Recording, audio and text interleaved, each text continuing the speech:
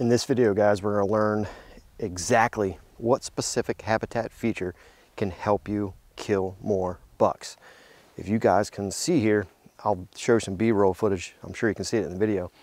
But right across here, you see the ground, wore down to the mud. This is a huge deer trail that we created. Our stand is right back there, about 25 yards or so. It's a huge hill that comes down. It starts up top. Our food plots are up top. Hill comes down this way, kind of flattens out. Here's a nice little bench, and then it just keeps going all the way down to the bottom deck behind me, about 100 yards. Now, right here where I'm standing, this is where I shot the buck 210.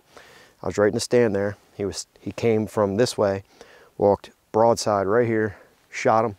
He ran straight through here, about 75 yards, piled up, dead. Great buck. We had that buck on trail camera all season long. Kind of disappeared a little bit, and we were kind of wondering where he went. We had to reveal cell cams out, and we were kind of getting them sporadic, and then finally he started making more appearances, and right up there opening day of rifle season, shot him right here. Unfortunately, weren't able to get him during bow season, but this is the point of the video, is we came through and we actually made this travel corridor. This wraps around this lower part of this hillside. It's a bench. It wraps around this way. And when it goes all the way toward the other end, we have a couple stands down this way. It goes through a water hole. Then it can either veer off to the right, because off to the right was a trail that actually came from the neighbors where there shouldn't be any hunting pressure because it goes out into an open ag field.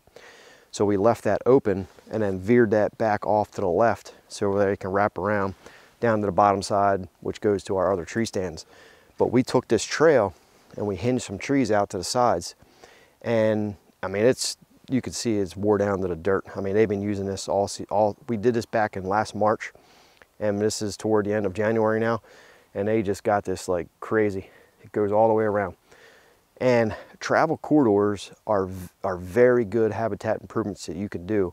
You can either take a existing trail and enhance it by spraying the ground with chemicals such as glyphosate 2,4-D with a backpack sprayer. I walked this trail twice during the season last year, during the summer, and just killed the grasses and stuff that were on it. And it just works very well. If the deer have dirt, exposed dirt, it just makes them use it more often. And we went through, we hinged some trees out to the sides. We cut any logs and stuff that were in the way just to make it very easy for them to walk down. If they have to jump over a bunch of stuff, yes, they will do it, but they're going to take the path of least resistance because they're lazy animals. So we tune this trail up, and this trail actually goes all the way around.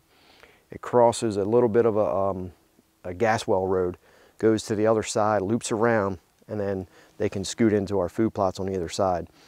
And it's very easy to do. You just have to get in there with a chainsaw. Heck, I've done it in the past with a little handsaw. Cut the tree and then just hinge it over. And obviously the bigger log you have to use a chainsaw on. But now is the time to do this. Find some existing trails. You can hinge them out. You can make good travel corridors. And the point is, when we made this trail, it was used, but it wasn't used as you would think. The activity on it was kind of slow. But that's the idea, is eventually, once the deer get used to all this, and they become accustomed to this trail, they start to use it more and more and more, and you have to be patient. And if you're in the tree hunting this specific area, we can come in right from the top. There's a huge hillside right here. We can climb in and climb right up to our stand, and eventually they will use it. And that's what happened. The buck came right down on this trail we used, stopped right here, and I shot him. And a lot of people do these habitat features, but they get depressed or something because the deer just don't use them that much. You have to give it time, and eventually they will use it. Create travel corridors, and you can entice the deer to move where you want. Now, if there's a specific trail, maybe it goes off and splits off, you can, if it's a good idea, you can hinge some or cut some trees out to block the one side. But in general, just clean that trail up, and I guarantee you on your property, it's going to be the most used trail.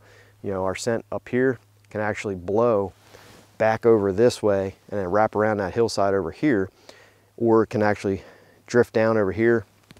And then in the evenings, it's going to go this way. Sometimes it just really depends on how the wind's acting and the thermals and stuff like that. And you know, there's different ways to do that. The deer down here low, we're up high. That scent can blow over top of them and go down to that next bench down there where there's really not a whole lot of deer. So you just have to check it, you know, with a wind indicator when you're actually hunting.